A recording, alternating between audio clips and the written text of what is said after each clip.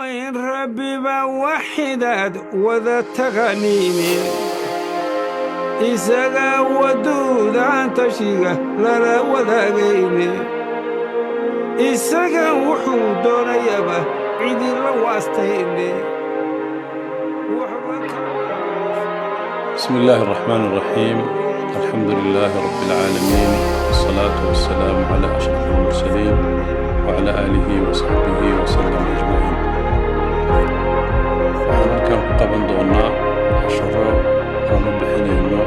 تحنها مغاية الإلهي إسراشا يسرعك وأن كنا مرين إنه دور عشر ونبحين إنه وربعا ونقوم دونا صدق في أساس سيحدو الوقت وانا ويليو من شرحنا مغاية الإلهي سبحانه وتعالى. عشر كان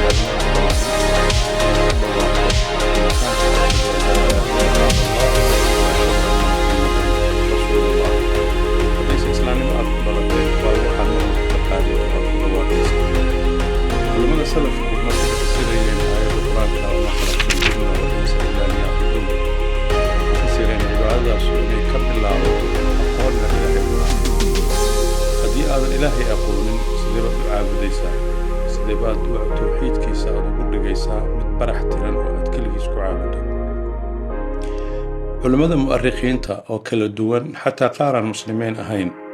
marka ay dunida ku wareegeen waxay yiraahdeen waxaanu aragnay magaalooyin aanan u dhisnayn darbiyo waardiyeey waa aragnay magaalooyin aan iskoolo lahayn waan aragnay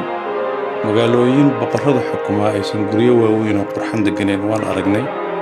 laakiin maana arag magaalo aysan ku dhex oolin goob ilaahay lagu caabudo magaalo kastoon tagnay waxyaabo badan oo aan ka weynaynay way jirtay laakiin magaalooyinka inta badan waxaan ku arkaynay goob la leeyahay goobtaan ilaahay baa lagu caabudaa sidaa darteed ilaahay caabudaadiisu waa wax khalqiga intiisa badan ay wada ogol yihiin diiman kala duwan iyo siyaabo kala duwan haddii rabaan ha u caabudo ilaahay subxaanahu wa tacaala erayga allah qur-aankiisa aad ugu soo arooray ilaa culimmada qaarkood ay lahayn 2,000 jeer ka badan buu qur-aanka ku jiraa ومر إلهي تلمانتي سلشيغيو مر مرعي سلشيغيو مرنا فعل سلشيغيو وحتى لو قرب سعطة إلهي سبحانه وتعالى قرآن كيسا حيابها أوضتك ليه بليه وحكمنا إن إساق برتان مجلتان كيسا برتان وإمقعيدي سبرتان إلهي قرآن كيسا آيات كبلا صدم وكل يدقلنا يا ضدك إن برتان إلهي سبحانه وتعالى لا يقول لي اعلموا أن الله عزيز حكيم واعلموا أن الله ولي حميد فاعلم أنه لا إله إلا الله. أيضا سؤالنا وحكوت السنة الله سبحانه وتعالى نو شيء أن إلهي برنو وأن مقعي سنة برنو. آيات اللي هذا آيات وين القرآن أعظم آيات في القرآن الكريم وآية الكرسي بقى كل جيد أما أنت هذا بدني حكاها ليسا إلهي سبحانه وتعالى أما مقعيسا أما سفريسا إلى علماء قاركود مركي آيات فصيريان آد وحي اللي رادان ويدهان آيات سوء كلمة والباء من جمدلد والباء كل جد المستعيد هذا كل جد والأخص الله لا إله إلا هو الحي القيوم لا تأخذه سنة ولا نوم مدو الضوء سنيسا مقع إله سبحانه وتعالى ليه ونصفه إله ليه وكل ما نسى هو العلي العظيم. سورة اللي هذا سورة القرآن الأولى سورة الفاتحة. سورة الفاتحة مكة أخص قدوة جيسى إله سبحانه وتعالى وعينيس. الحمد لله رب العالمين الرحمن الرحيم مالك يوم الدين. القرآن كواحد في سورة اللي هذا كل القرآن وهذا القرآن كمكة سبح الله بيني مكة مدور. إذا مقع عاسي ماموس كاسي تلمانتا وحيكون شيء إن إله سبحانه وتعالى تلمانتيسا إذا سفوين كيسا إذا مقعيديسا يكون شبتك. قل هو الله أحد الله الصمد لم يلد ولم يولد ولم يكن له كفوا أحد. سيدا درتي العلماء وحيليه سيدا إلهي سبحانه وتعالى أو قرآن كيسا السوء الشيغي كتاب كلا أو السوء الشيغي مجرد. قرآن كان مركا ضفير ستو مقعيد إلهي مركو كهالله يلا بدريقو مرا طريقه وسيقود وقهالله ولله الأسماء الحسنى فادعوه بها وسيقود لقوليه هاي إلهي مقعيه ونكسب قوليه هاي مقعيه داس إلهي كبري. أما مرارك قار ستوصب مقعي وآذيا وهو الغفور الودود إنه هو التواب الرحيم. وللربين إدكت هذا أي مسكح هذا أي قشو مقعه توسكا وإلهي ليه. علماء المسلمين توحي الشيغان سيابك للدواء إن القرآن كأوصى أرورتي مقع إلهي مر إن ستوصب مقع الله وشيغي وحساب هانكو قياسي يعني لا كنت أن يشنجر إن القرآن كان مقع توسك الله وشيغي مرارك قارنا وحير هذين وحالو حساب أيضا موجنيسا مقع إلهي سبحانه وتعالى أما صفة إلهي كموجنيسا أما فعل إلهي سبحانه وتعالى كموجنيسا مثلا إنه غفور شكور أما والله يقبض ويبسط يعني المركز اللي صار يا مقع القابض والباسط. وحي كانوا علماء الشيغان إن يجران مقعية عن القرآن كسو أبوذين لكن أحاديث النبي عليه الصلاة والسلام كسو أبوذين ومقعية فربضنا الواجد الماجد المقدم أكيد بجد. سيدرت المقعية لإلهي سبحانه وتعالى القرآن كسو نوشيغي أما نصوص كسو نوشيغي والترادة أمية حيث النقط مقعية أنقرنين لكن مقعية الإلهي إنت أصمر والبحر بالكبرين. مقعية الإلهي أنا وحي القيب سمان هو رب سبحانه وتعالى تلمانتي ساعة وصفة السقط توصل تلمامي ساعة سيدا الحي العليم السميع القوي العزيز. أما صفوين مشيئة دي سكوى الرمية ومرك قارنا ووحو ربكو كوسكوسيني أما أسكوسيني سيدا صفوين كالرزاق التواب العفو. أما صفوين إلهي سبحانه وتعالى أمانتيس شيغي وأن إلهي سبحانه وتعالى عيد كسنية هاي تلمامه سوناكسن أمانته أمقنا الشيغي بين مزاهديس الشيغي القدوس السلام السبوع. صدقت الحاكة وجرى مقعي إلهي سبحانه وتعالى وليه وحكستو أمانة بيكون الجران سيد مقع المجيد الصمد العظيم ومقع وحكستو يكون الجران أما صفاء أما تلمانة أما وح إلهي أمانة يقدم بالغير الغليل. استدرت الإلهي أضومدي سوف آدي أبودي بجليا إن يتعابدان كون بريان أي نبرتان مقعيدا الله سبحانه وتعالى ليه توكل على العزيز الرحيم. ألم يعلم بأن الله يرى اعلموا أن الله يعلم ما في أنفسكم فاحذروه. محاسبنا وحكتسين إله سبحانه وتعالى عباديسا يجريتان كيسا يبقرشاد مقعيسو isku hanaan ku socdaan qofka muslimkaana la rabo inuu si fiican u dhigto. Magacyada Ilaahay waxay leeyihiin waxyaabo u gaar ah waxayna leeyihiin tiro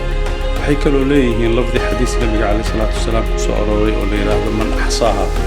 saddexdaas jumladood marka culimada muslimiinta markay aad u darseen waxay leeyihiin waxyaabaha Ilaahay magacyadiisa ay khusuusiga u yihiin waxa kamid ah waxay culimadu ku sheegaan wax la yiraahdo tawqiifi يعني وحوي مجيء إلهي لقى شيء القرآن كسكو شيء أما السنة كو شيء بيكو أكتها هذيك أود ملهاني سيدنا أنت مال فريسته عن مجع سو ألفته عن مجع سميسه سيدا درت مجعية إلهي سبحانه وتعالى وأنا النص دليل وأتكسر أرورني سيدا أدوها سته علماء المسلمين تقار كمدة معاصرين تدواءها أو شيخ حسن البنا أو كمدة هاي وحيليه إلهي سبحانه وتعالى اللي مجع بكرة مجعية معاصر مهندس الكون إلهي أسأل روك إنجنيري مؤرن كتب magaca nas ku soo arooray ama aayad sheegaysa ama xadiis sheegayo ma aha sidoo kale waxay leeyihiin khusuusiyaadkiisa waxaa ka mid ah waxyaabaha u gaarka magaca ilaahay in aanan magac shar tilmaamaya oo asalkiisa shar ka imaanayo aana ilaahay subxaanahu watacaala lagu sifayn karin oo aadan oran karin ilaahay waa shadiid ulciqaab ama aadan oran karin ilaahay waa sariicu lxisaab waayo ilaahay subxaanahu watacaala qur-aankiisa wuxuu ku dhahay nabi cibaadii annii ana alghafuuru raxiim wa anna cadaabii huwa alcadaabu alaliim way ayadda kaaga muuqato tilmaantii wanaagsanayna toos buu u sheegay annii ana alghafuuru raxiim wa anna cadaabii huwa alcadaabu alaliim marka ilaahay subxaanahu watacaala sifada ka dhalanaysa haddii wax sharci ka dhalanayaan ilaahay subxaanahu watacaala toos looguma tilmaami karo ama loogama dhigi karo magac waxaa jira magacyo uu ilaahay subxaanahu watacaala la gaar yahay oo keligii leeyahay waxaa ka mid ah arraxmaan waxaa jira magacyo lala wadaagi karo oo khalqigiisu ay la wadaagi karaan isagoo si kale iyo sifo kale leh oo ay ka mid tahay as-samiic waxaa jira waxyaabo ilaahay subxaanahu watacaala iyo khalqigiisu ay xagga sifada mararka qaar ay si ugu wadaagi karaan laakiin ay kala duwan tahay meeshay ka imaanayaan waxaa ka mid ah almuntaqim ama aargute waxay dhahaan khalqigu marka uu samaynaya aargudashada wuxuu ka imaanayaa nacayb wuxuu ka imaanayaa karaahiyo wuxuuna ka imaanayaa dan shakhsiya uu leeyahay laakiin ilaahay subxaanahu watacaala wuxuu ka keenayaa cadaalad inuu samaynayo sidaa darteed magaca ilaahay wuxuu ku dheggan yahay mararka qaar maskaxdaadu meesha ay u diyaarsan tahay marka ay maqasho waxa ku soo dhacayo maxaa ka mid ah haddaa allah maqasho ilaahay subxaanahu watacaala keliya ayaa kuu soo dhacaya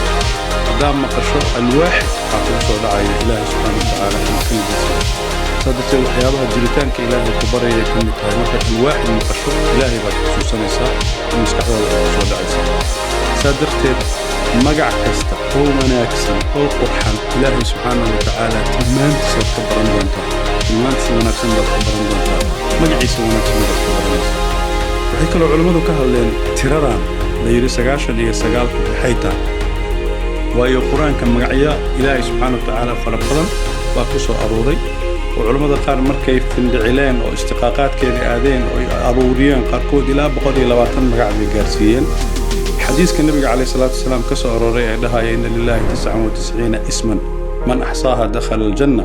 culammada qaarkood waxay ku fasireen inay tahay 99 kaan haddii aad barato oo aad xifdiso oo aad weelayso inaad janno ku gelayso marka culammadu waxay yidhahdeen waxay la mid tahay sidii adigoo dhahay hebel wuxuu haystaa 1,000 dirham ama $1,000 haddii lacagta maanta jirta aan isticmaalno $1,000 buu haystaa $1,000 wuxuu ugu talagalay sadaqo macnaheedu maaha inuusan xoolo kala haysanin waxayna culimmadu u daliishanayaan xadiiskii ducadii ku jirtay asaluka bikulli ismin huwa laka samayta bihi nafsaka wa anzaltahu fi kitaabik aw callamtahu axadan min khalqik oo caddaynaysa ilaahay subxaanahu watacaala magacyadiisa inaan la soo koobi karin tilmaamihiisana aan la soo koobi karin laakiin loogu talagalay in magacyo lambarkan 99 la sheegay ama magacyada ilaahay oo la sheegay in adiga aad ilaahay ku tuugto oo ku barido sidaa darteed culimmadu waxay leeyihiin markaad qur-aanka lambar ku aragto ama xadiiska lambar ku aragto mararka qaar waa tawqiifi waxaa la yidhahdaa zabaniya inay 19 yihiin maxaa laga wadaa ma naqaano albaabada jahannamada waxaa la yidhi waa 7 ma naqaano waxay tahay salaada waa la ratibay 2 3 4 sababta loola jeedo ilaahay subxaanahu watacaala baa garanaya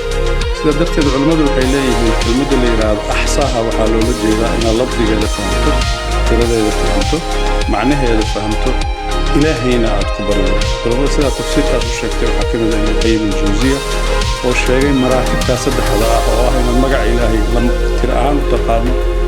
lafdi ahaan u taqaano waxay ku tusinayaan taqaano fahamkeeda taqaano kabacdina aad ilaahay ku barido sidaa darteed waxaa laga rabaa qof kasta oo muslima inuu la yimaado aqoon uu leeyahay magacyada ilaahay